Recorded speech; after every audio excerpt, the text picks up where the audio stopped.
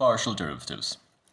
तो ये जो डेरिवेटिव होता है ये नॉर्मल डेरिवेटिव से अलग होता है क्योंकि यहाँ पे एक फंक्शन में दो वेरिएबल हैं, इससे ज़्यादा भी हो सकते हैं, तीन वेरिएबल भी हो सकते हैं। और जब हम पार्शियल डेरिवेटिव निकालेंगे तो जैसा नाम जाहिर कर रहा है यहाँ पे, हम एक ही वेरिएबल का डेरिवेटिव निकालेंगे। अगर मुझे विद रिस्पेक्ट टू एक्स निकालना हुआ इस फंक्शन में, मान लो डेरिवेटिव, तो मैं खाली उस एक्सप्रेशन को डिफ्रेंशिएट करूँगा जिसमें एक्स हो, और एक्स को ही वेरिएबल की तरह ट्रीट करूँगा। यहाँ पर y है, इसको भी डिफ्रेंशिएट करेंगे लेकिन y को कांस्टेंट की तरह ट्रीट करेंगे, इसके ऊपर वेरिएबल के रूल्स हम नहीं लगाएंगे। समझते हैं। पहला फंक्शन डिफ्रेंशिएट करते हैं with respect to x, F X and y इक्वल्स 8y प्लस पाई एक्स। अगर हम इसका पार्शियल डेरिवेटिव निकालते हैं विद रिस्पेक्ट टू x तो हमारे पास आंसर आएगा ये।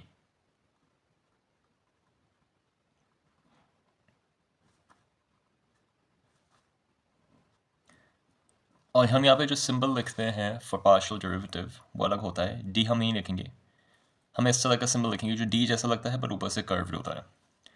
तो विद रिस्पेक्ट टू एक्स इसका डेरिवेटिव हमारे पास आ जाएगा ये partial of 8y with respect to x. अब हमें ध्यान रखना है, हम यहाँ पे ये नहीं लिख सकते, हम यहाँ पे ये रूल y पर नहीं लगाएंगे जो हम x पे लगाएंगे। हम y के ऊपर पावर का रूल नहीं लगाएंगे कि 1 times y raise to 1 minus 1 जैसा हम करते हैं normally, n x raise to n minus 1, वो यहाँ पे नहीं आएगा, वो सिर्फ x के ऊपर आएगा। अलजेब्रा से एक बार इसको बीच में ब्रेक डाउन करते हैं। पाई को बाहर निकालेंगे हम यहाँ पे, फिर अंदर लिखेंगे x और इसका डेरिवेटिव निकालेंगे विद रिस्पेक्ट टू x तो 1 आ जाएगा और मल्टीप्लाई करेंगे पाई से, तो फाइनल आंसर हमारा आएगा पाई टाइम्स 1। क्यों आएगा पाई टाइम्स 1? क्योंकि हमने y को कांस्टेंट बना दिया। तो यहाँ पे जब हम कांस्टेंट को डिफ्रेंशिएट करते हैं आंसर को हम 0 मान के चलते हैं, तो 8y की वैल्यू यहाँ पे ख़त्म हो जाती है क्वेश्चन में से और आंसर हमारे पास से बचता है पाई। एक बार फर्स्ट क्वेश्चन में y को भी डिफ्रेंशिएट करके देख लेते हैं। Partial with respect to y हमारे पास क्या आएगा। अब इसमें ठीक उल्टा करेंगे, यहाँ पे x को एज अ कांस्टेंट ट्रीट करेंगे, ऐसे में इसकी वैल्यू खत्म हो जाएगी। x को अगर कांस्टेंट की तरह ट्रीट करेंगे तो पाई इंटू एक्स एक कांस्टेंट एक्सप्रेशन बन जाता है, और y को डिफ्रेंशिएट करेंगे, जब वेरिएबल को डिफ्रेंशिएट करते हैं आंसर हमेशा 1 आता है, तो यहाँ पे भी हम 8 टाइम्स 1 लिख देंगे और फाइनल आंसर को ही लिख देते हैं डायरेक्टली, तो हमारे पास आ जाता है partial of function this equals 8 with respect to y। With respect to y निकाला तो हमारे पास आ जाता है 8। अब आते हैं दूसरे क्वेश्चन पे। f of x and y equals cosec x raised to sin x plus y।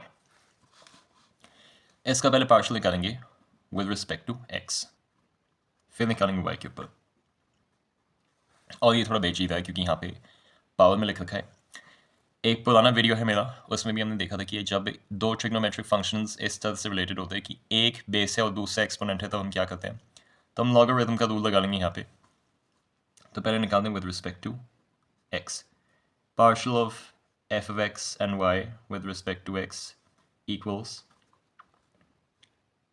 derivative, partial derivative of cosec x raised to sin x with respect to x plus partial of y with respect to x।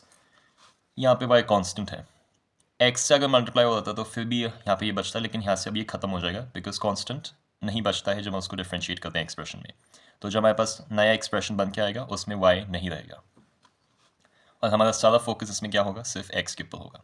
तो इसको normally भी differentiate करके देख लेते हैं। पहले हम लगा लेते हैं सिंप्लीफिकेशन रूल, इसको सिंप्लीफाई करके e के फॉर्म में लिख देते हैं। तो cosec x raise to sin x को हम लिख सकते हैं e raise to log base e, इसको ln भी लिख सकते हैं वैसे, तो मैं log e लिख रहा हूँ ताकि क्लैरिटी रहे यहाँ पे। तो हम इस पूरे एक्सप्रेशन का डेरिवेटिव निकालेंगे। अब इसमें हम चेन रूल का इस्तेमाल करेंगे। तो चेन रूल का इस्तेमाल कैसे करते हैं, हम पहले e को ले लेंगे एज अनदर वेरिएबल और ये जो पूरा एक्सप्रेशन है इसको ले लेंगे एज अनदर वेरिएबल। तो सब्सटीट्यूट कर देते हैं t में ln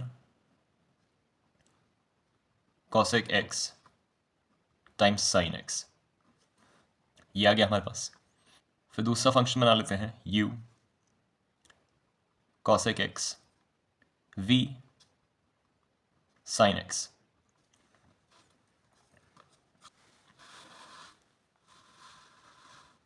चेन रूल का यहाँ पे इस्तेमाल करेंगे। Derivative of function f with respect to x equals derivative of function t f with respect to t multiplied by derivative of t with respect to x। अब यहाँ पे हम नॉर्मल वाला डी नहीं लिखें तो भी मैटर नहीं करता क्योंकि हम पार्शियल पहले से ही निकाल रहे हैं, तो हमें सीधा जो नॉर्मली हम डेरिवेटिव में टी लिखते हैं वो लिखने की ज़रूरत नहीं है यहाँ पे। तो derivative of F with respect to T हमारे पास क्या आ गया, E T using identity derivative of E X E raise to X with respect to X equals E raise to X. ये हमारी आइडेंटिटी हमने यहाँ पे लगा दी, तो ऐसा क्या ऐसा आंसर आ जाएगा। तो हमारा पहला वेरिएबल जो है t, उसके ऊपर निकल गया डिफरेंशियल हमारे पास e raise to log base e cosec x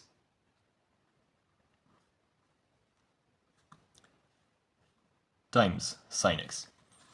अब हम निकालते हैं इस पूरे एक्सप्रेशन का डेरिवेटिव और इसमें प्रोडक्ट रूल लगेगा।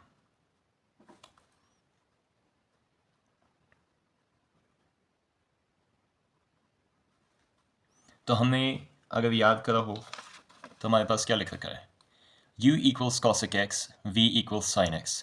दोनों के डेरिवेटिव लिख लेते हैं यहाँ पे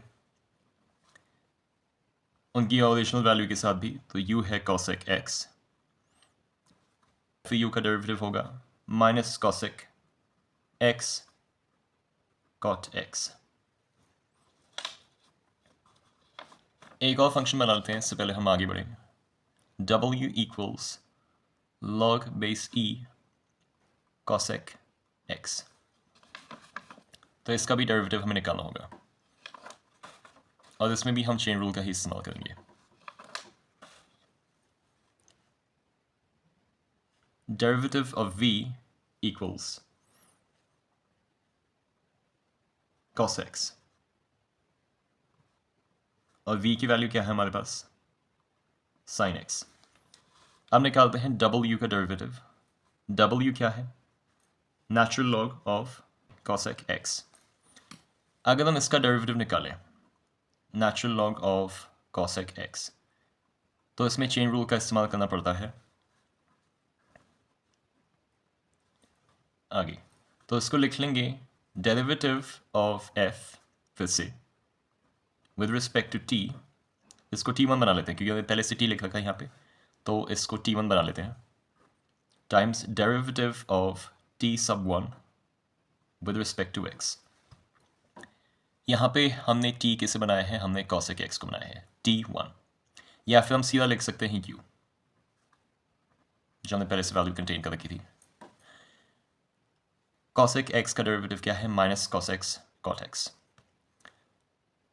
natural log of cosec x का derivative with respect to u क्या आएगा हमारे पास, ये आएगा 1 अपॉन cosec x जो होगा sin x। तो मल्टीप्लाई कर लेते हैं इसके आंसर को, sin x into minus cosec x cot x।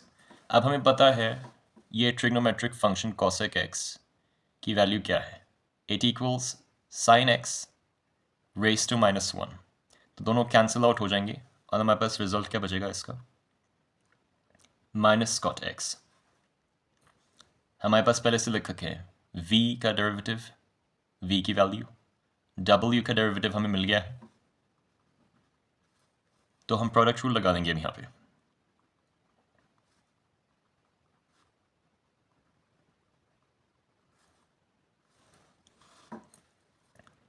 Partial derivative of f of x and y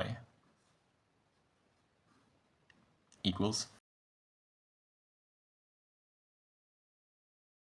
अब इसी एक्सप्रेशन का अगर पार्शियल डिफरेंशियल करके देखें विद रिस्पेक्ट टू y तो हमारे पास जवाब क्या आएगा, x अगर कांस्टेंट बन गया तो ये पूरा एक्सप्रेशन जो है cosec x raise to minus two sin x ये बन जाता है कांस्टेंट एक्सप्रेशन, इसकी वैल्यू खत्म हो जाएगी, हमारे पास बचेगा y। y को डिफरेंशिएट करेंगे विद रिस्पेक्ट टू y, तो हमारे पास जवाब आ जाएगा 1। तो partial derivative with respect to y equals 1। अब तीसरा क्वेश्चन देखते हैं यहाँ पे। तीसरा फंक्शन हमारे पास है e raised to root x plus 3y।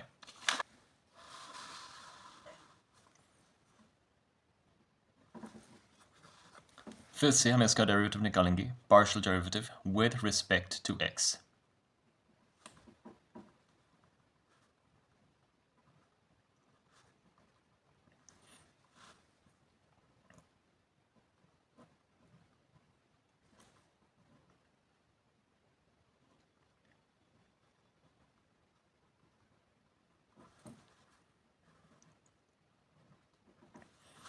इसको दो हिस्सों में बांट लेंगे।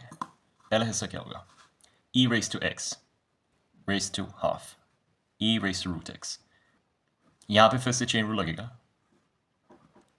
क्योंकि यहाँ पे सीधा वेरिएबल नहीं लिखा हुआ है, वेरिएबल का फंक्शन लिखा हुआ है इसकी पावर में, और इसका डायरेक्ट फॉर्मूला हमारे पास नहीं है।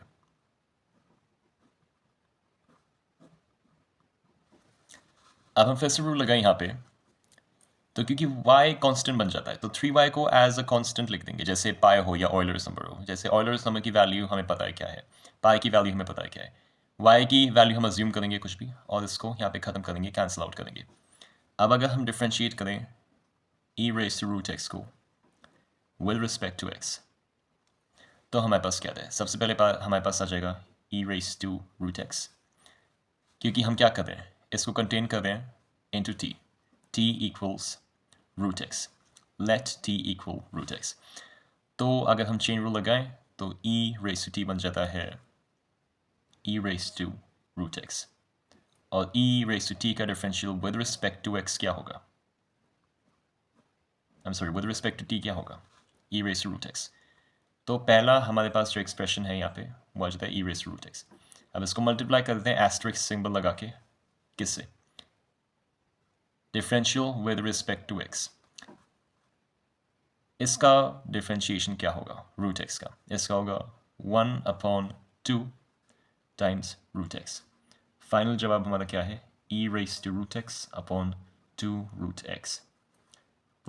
अब हम आगे और भी देख लेते हैं।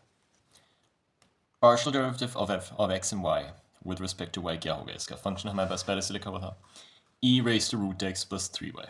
हमने निकाली थी विद रिस्पेक्ट टू x क्या वैल्यू आएगी डेरिवेटिव की, e raised to root x divided by 2 times root X. With respect to y करेंगे तो क्या होगा, x कांस्टेंट बन जाएगा, e raise to root X constant बन जाएगा, तो इसको डिफरेंशिएट नहीं करेंगे, इसको डिफरेंशिएट करेंगे भी तो आंसर 0 हो जाएगा हमारे पास।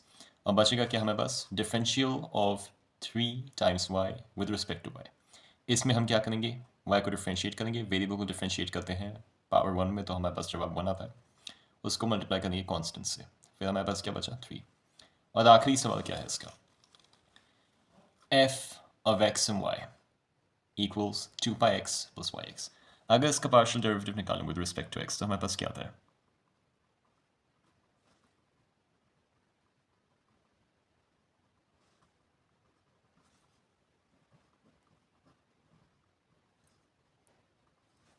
हम दोनों को अलग अलग करेंगे फिर से।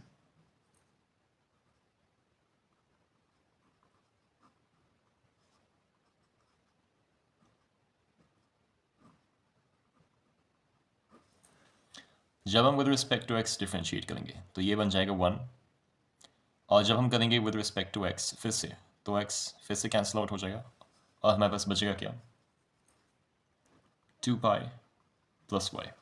अब यहीं इस फंक्शन को अगर डिफरेंशिएट करते हैं विद रिस्पेक्ट टू y तो एक अलग रिजल्ट हमें देखने को मिलता है, x बन गया कांस्टेंट, तो 2 पाई x जो टर्म है वो गायब हो जाएगा इस एक्सप्रेशन से, और एक्सप्रेशन में क्या बचेगा y टाइम्स x। डिफ्रेंशिएट करेंगे y टाइम्स x को, तो x जब कांस्टेंट है तो y बन जाएगा 1, और x को मल्टीप्लाई करेंगे 1 से, तो हमारे पास आ जाएगा जवाब x।